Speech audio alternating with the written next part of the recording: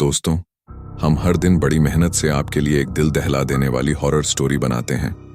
तो अगर आप हमारी यानी कहानी विद ए के चैनल की कहानियां एंजॉय कर रहे हैं तो हमारे चैनल को सब्सक्राइब कीजिए और हमारी लेटेस्ट वीडियोस की नोटिफिकेशन के लिए बेल आइकॉन दबाना मत भूलना। अगर आपके पास कोई हॉरर कहानी है तो हमें हमारे ईमेल एड्रेस पर भेजना ना भूलें। हमारा ईमेल एड्रेस fizi5sign8@gmail.com है। चलिए बिना देरी के कहानी शुरू करते हैं। रात की गहन नीरसता में एक महिला की पीड़ादायक कराह सुनकर मीरा का हर रोम सिहर उठा था। ये किसकी सिसकियां हैं? आज तो क्लिनिक में कोई रोगी भी भर्ती नहीं है और वह कक्ष तो वैसे भी बंद रहता है। मीरा का मन कहता था कि उस कक्ष में किसी के होने की कोई गुंजाइश नहीं, लेकिन दिल जानता था कि आखिर यह आवाज किसकी है। लड़खड़ाते कदमों से मीरा धीरे धीरे कक्ष नंबर 9 की ओर बढ़ती है। कक्ष के बाहर पहुंचकर वह दरवाजे के शीशे से झांकती है तो अंदर कोई दिखाई नहीं देता। मीरा के पहुंचते ही सिसकियां भी थम गई थीं। हैरान होकर मीरा वहां से मुड़ती है, तभी उसे कक्ष का दरवाजा जोर जोर से पीटने की आवाज सुनाई देती है। इसे सुनकर मीरा बुरी तरह चौंक जाती है। कौन है वहां? कौन है? मीरा के पूछते ही एक बार फिर किसी महिला के बुरी तरह रोने चिल्लाने की आवाजें गूंजने लगती हैं। एक तरफ दरवाजा पीटने की धमक, दूसरी तरफ वह डरावनी सिसकती हुई स्त्री की आवाज। मीरा दौड़ते हुए डॉक्टर विक्रम के केबिन की ओर भागती है, लेकिन अचानक मीरा को लगता है कि विक्रम के केबिन के बाहर कोई महिला काला लबादा ओढ़े खड़ी उसे घूर रही है। कौन हो तुम? क्या चाहिए तुम्हें? मीरा के पूछने पर उस महिला के सिर से लबादा हट जाता है। सामने खड़ी महिला का चेहरा इतना भयावह था कि उसे देखकर मीरा के मुंह से चीख निकल पड़ती है और वह हड़बड़ाकर जमीन पर गिर जाती है। उस महिला का चेहरा नहीं, राख की एक धुंधली आकृति थी जो मीरा की चीख पर हवा में घुलकर गायब हो गई थी। मीरा की चीख सुनकर डॉक्टर विक्रम अपने केबिन से बाहर आ जाते हैं। क्या हुआ मीरा, तुम्हें? नीचे कैसे गिर पड़ी? डॉक्टर, यहां कुछ था। अभी अभी यहां कोई खड़ा था जो मेरे देखते ही राख बनकर हवा में उड़ गया। कमाल करती हो तुम। कौन होगा यहां? जानती हो ना, इस गांव के लोग क्लिनिक में इलाज कराने नहीं आते। पिछले 10 दिनों से हम अकेले ही तो रातें गुजार रहे थे। फिर इतनी रात को कौन होगा यहां? मीरा की आंखों ने जो देखा वह चाहकर भी भूल नहीं सकती थी। आप मेरी बात पर यकीन कीजिए डॉक्टर, यहां कोई था। मैंने अपनी आंखों से उसे देखा। अच्छा, आप एक बात बताइए, आपने किसी महिला के रोने की आवाज नहीं सुनी? मैंने खुद अपने कानों से उसकी सिसकियां सुनी, और जब मैं कक्ष नंबर 9 के पास गई तो वह आवाज अचानक बंद हो गई। आसपास घना जंगल है। जरूर किसी जंगली जानवर की कराह सुनी होगी तुमने। घबराओ नहीं, मुझे लगता है तुम्हें आराम की जरूरत है। मैं ड्यूटी पर हूं, कोई रोगी आएगा तो मैं संभाल लूंगा। तुम चिंता मत करो। मीरा क्लिनिक से निकलकर कुछ ही दूर बने अपने कमरे की ओर जाती है कि तभी उसे किसी के कदमों की आहट सुनाई देती है। मीरा पीछे मुड़कर देखती है, तभी एक तेज हवा का झोंका आता है और मीरा के खुले मुंह में काली राख उड़कर चली जाती है। कुछ पलों के लिए मीरा की आंखों की पुतलियां काली पड़ जाती हैं और फिर अगले पल सामान्य हो जाती हैं। मीरा अपने कमरे में जाकर आराम करने लगती है, लेकिन उसकी नींद में वही धुंधली आकृति बार बार उभरती है, जैसे कोई पुरानी याद उसे खींच रही हो। अगली सुबह नर्स मीरा और डॉक्टर नेहा क्लिनिक पहुंच जाती हैं। आज पहली बार गांव के लोग एक 14-15 साल के लड़के को लेकर क्लिनिक में आते हैं। डॉक्टर साहब, देखिए ना क्या हो गया है मेरे बच्चे को। अचानक पूरा शरीर नीला पड़ने लगा इसका, आंख ही नहीं खोल रहा है। हम तो जतन करके थक गए। अब बस आपसे ही उम्मीद है। आप बिल्कुल चिंता मत कीजिए, मैं अपनी तरफ से पूरी कोशिश करूंगा। विक्रम बच्चे रोहन को क्लिनिक में भर्ती कर लेता है और नेहा व विक्रम मिलकर उसका इलाज शुरू कर देते हैं। विक्रम, इस बच्चे की हालत मुझे तो कुछ ठीक नहीं लग रही। ना तो किसी जहरीले जानवर के काटने का निशान दिख रहा है और ना ही ऐसा लगता है कि इसने कोई विषाक्त चीज खाई हो। फिर अचानक इसे क्या हुआ, मुझे भी कुछ समझ नहीं आ रहा। फिलहाल आज रात के लिए इसे निगरानी में रखते हैं। अगर सुबह तक भी कुछ नहीं समझ आया तो इसे शहर रेफर कर देंगे। रात गहरा गई थी। विक्रम और नेहा आज ड्यूटी पर थे। देर रात अचानक बेहोश पड़े रोहन के शरीर में हलचल शुरू हो जाती है और वह किसी जिंदा लाश की तरह अपने बिस्तर से उठकर तनकर खड़ा हो जाता है, जिसे देखकर नेहा चौंक जाती है। लेट जाओ, मुझे देखने दो, मुझे तुम ठीक तो हो ना? नेहा स्टेथोस्कोप लेकर रोहन के सीने पर लगाती है। तभी रोहन एक जोरदार धक्का देकर नेहा को दूसरी तरफ फेंक देता है। क्या हुआ तुम्हें? रोहन, तुम ठीक तो हो ना? मैं तुम्हारे माता पिता को बुलाती हूं, शांत हो जाओ प्लीज। अभी तक रोहन को अपने रोगी की तरह देख रही नेहा अचानक उसकी आंखों की तरफ देखती है तो उसके पूरे बदन में झुरझुरी दौड़ जाती है। रोहन की आंखें बहुत डरावनी लग रही थीं। उसकी पुतलियां पूरी तरह काली हो चुकी थीं और चेहरा इतना भावहीन था जैसे कोई मुर्दा अपनी चिता से उठ खड़ा हुआ हो।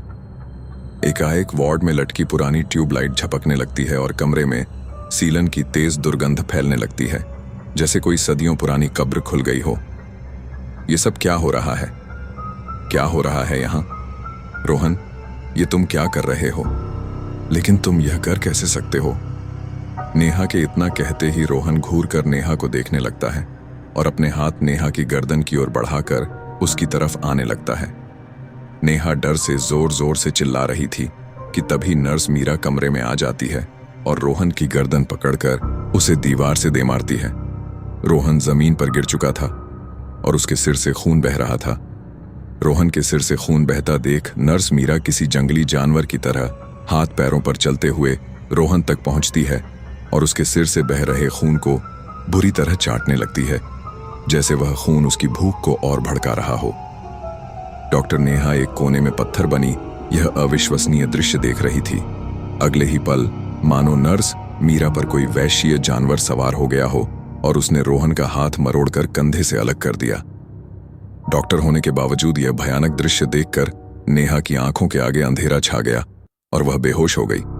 कुछ देर बाद होश आया तो विक्रम नेहा को घेरे बैठा था। नेहा, क्या हुआ था वहां? और वो लड़का, उसकी मौत कैसे हुई? और वो मीरा कहां चली गई?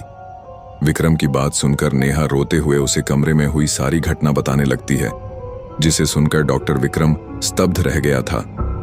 विक्रम एक अमीर पिता की इकलौती संतान था। चाहता तो पिता की दौलत पर जीवन भर राज कर सकता था, लेकिन उसने पापा के कारोबार से जुड़ने की बजाय कड़ी मेहनत से डॉक्टर बनने का फैसला किया। नियति ने अपना खेल शुरू कर दिया था। पिता मेहता बेटे विक्रम के लिए एक विशाल क्लिनिक बनाकर तैयार करना चाहते थे, लेकिन विक्रम ने कुछ और ही ठान रखा था। क्या तुम निश्चित हो विक्रम कि तुम वाकई उन आदिवासियों के बीच जाकर उनका इलाज करना चाहते हो? देखो, समाज सेवा के बारे में सोचना और वास्तव में उसके लिए अपनी पूरी जिंदगी दांव पर लगाना, ये दो अलग बातें हैं। गोल्ड मेडलिस्ट हो तुम। पीजी करने के बाद अगर चाहो तो बड़े बड़े क्लिनिकों में प्रैक्टिस करके लाखों कमा सकते हो। मुझे पैसे कमाने से मतलब नहीं नेहा, वरना मैं पापा का कारोबार ज्वाइन कर लेता। मेरी जिंदगी का मकसद कुछ अलग है। सिर्फ पैसे कमाने में मैं उसे बर्बाद नहीं करना चाहता। बड़ी बड़ी बातें करने वाले तो मैंने बहुत देखे हैं विक्रम। तुम पहले इंसान हो जो इतने बड़े खानदान का बेटा होकर भी उस जंगल में अपनी जिंदगी कुर्बान करने जा रहे हो। इतना कहकर नेहा कुछ पलों के लिए शांत हो गई थी। उसकी आंखों में प्यार और चिंता की मिलीजुली भावनाएं तैर रही थीं। उदास मत हो नेहा, मैं समझता हूं, तुम्हारी भावनाओं का सम्मान करता हूं, लेकिन मैं यही चाहता हूं कि तुम अपनी जिंदगी में आगे बढ़ो। मेरा इंतजार मत करना, मैं लौट कर नहीं आऊंगा। और मेरा यकीन करो, मैंने कभी नहीं सोचा कि तुम अपनी पूरी जिंदगी दांव पर लगाकर मेरे साथ आओगी।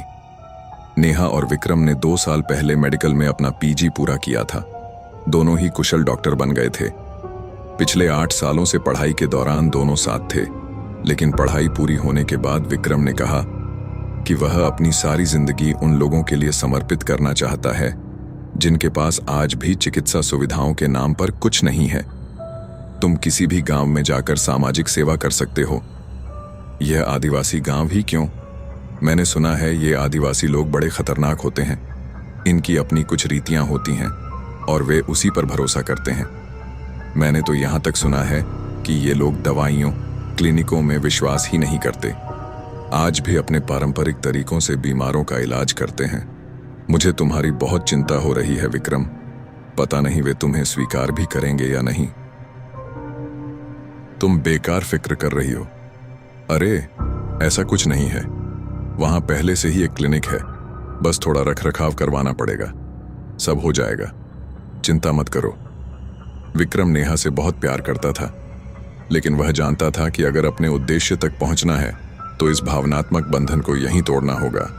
सब कुछ त्याग कर विक्रम झारखंड की पहाड़ियों के बीच बसे उस आदिवासी गांव में पहुंच गया था।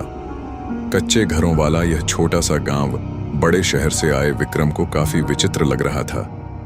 कुछ देर गांव में घूमने के बाद उसे एक बूढ़ा काका दिखता है। अरे काका, मुझे सरकारी क्लिनिक जाना है, जरा मदद करेंगे क्या? विक्रम की बात सुनकर बूढ़ा आदमी विक्रम को ऊपर से नीचे घूरने लगता है। क्यों जा रहे हो वहां? क्लिनिक नहीं, मुर्दा घर है वो। जो वहां जाता है मुर्दे से भी बदतर हालत हो जाती है उसकी। लौट जाओ, कभी मुड़कर भी उसकी तरफ मत देखना। बड़े अजीब लोग रहते हैं यहाँ। मैंने बस क्लिनिक का पता पूछा और ये ऐसे आपे से बाहर हो गए। ठीक है, पता नहीं बताना तो मत बताओ, लेकिन ऐसे चीखने चिल्लाने का मतलब क्या है? नेहा ठीक कह रही थी, आदिवासी जगह है, यहाँ के लोगों को समझने में मुझे अभी काफी समय लगेगा। क्लिनिक को मुर्दा घर कौन कहता है? उस बुजुर्ग से मिलने के बाद विक्रम के मन में एक विचित्र उथल पुथल मच गई थी। छोटा सा गांव था जो बिल्कुल वीरान और सुनसान दिख रहा था, जहां हवा में भी जैसे कोई अनकही कहानी सांस ले रही हो। कुछ देर बाद विक्रम एक पुरानी खंडहरनुमा इमारत के सामने खड़ा था, जहां टूटे फूटे बोर्ड पर सरकारी क्लिनिक लिखा था। ओह थैंक गॉड, यही है क्लिनिक। लेकिन इसकी हालत देखकर लगता है यहां कोई चिड़िया भी पिछले 10-20 साल से नहीं आई। विक्रम ने देखा कि क्लिनिक के दूसरी ओर एक सरकारी आवास भी है। विक्रम ने सरकारी मकान में जाकर अपना सामान रखा और थोड़ी सफाई के बाद उसे रहने लायक बना लिया। कुछ दिनों की मेहनत से क्लिनिक के कुछ कमरे इस्तेमाल लायक हो गए थे। एक दिन क्लिनिक के बाहर एक गाड़ी आकर रुकती है, जिसमें डॉक्टर नेहा और नर्स मीरा दिखाई देते हैं। विक्रम, हम दोनों भी तुम्हारे इस मिशन में साथ हैं। क्लिनिक हम मिलकर चलाएंगे। लेकिन अभी भी मेरे मन में बार बार यही सवाल आता है कि आखिर इतनी दूर इस गांव में आकर ही क्यों तुमने क्लिनिक बनाया? नेहा, कुछ सवाल इंसान को कभी चैन से जीने नहीं देते, और मैं यहां अपने मन में उमड़ते सवालों का जवाब पाने आया हूं। बचपन से ही मुझे कुछ विचित्र सपने बेचैन करते थे। सपने इतने धुंधले थे कि साफ कुछ समझ नहीं आता था। धीरे धीरे जब मैं बड़ा हुआ तो एक एक करके चीजें साफ दिखने लगीं, और उन सपनों में ही मैंने शैलपुर का सरकारी क्लिनिक भी देखा। पिताजी से मैंने कई बार पूछा कि क्या मेरा शैलपुर से कोई संबंध है, तो उन्होंने हमेशा इनकार कर दिया। बस उन बिखरी कड़ियों को जोड़ने के लिए मैंने यहाँ आकर प्रैक्टिस करने का फैसला किया। मैं खुद को यहाँ से बहुत जुड़ा महसूस कर रहा हूँ। इस क्लिनिक का हर कोना ऐसा लगता है जैसे मुझसे कुछ कहना चाहता है। नेहा विक्रम से अलग नहीं होना चाहती थी, इसलिए काफी सोचकर अब वह भी विक्रम के साथ क्लिनिक में काम करने के लिए अपनी साथी नर्स मीरा को लेकर शैलपुर आ गई। हम क्या मुंह दिखाएंगे नेहा, वो लड़का हमारी जिम्मेदारी था। आदिवासी गांव है, पहले ही लोग हमारे अंग्रेजी इलाज पर भरोसा नहीं करते। ऐसे में अगर उन्हें पता लगा कि हमारे क्लिनिक में हमारी नर्स के हाथों उनके बच्चे की मौत हो गई, तो हम इस गांव से जिंदा नहीं लौटेंगे। मेरे पास एक विचार है, इस बच्चे की बॉडी को सील कर देते हैं और गांव वालों को यही बताते हैं कि शरीर में ऐसा संक्रमण है कि यदि किसी ने छुआ तो उसे भी यही खतरनाक बीमारी लग सकती है, और इसी के कारण रोहन की मौत हुई। हो सकता है गांव वाले हमारी बात मान लें। जैसा नेहा ने कहा, डॉक्टर विक्रम गांव के मुखिया को रोहन की बॉडी सौंपते हुए वही बातें दोहरा देता है। मुझे लगता है डॉक्टर साहब ठीक कह रहे हैं।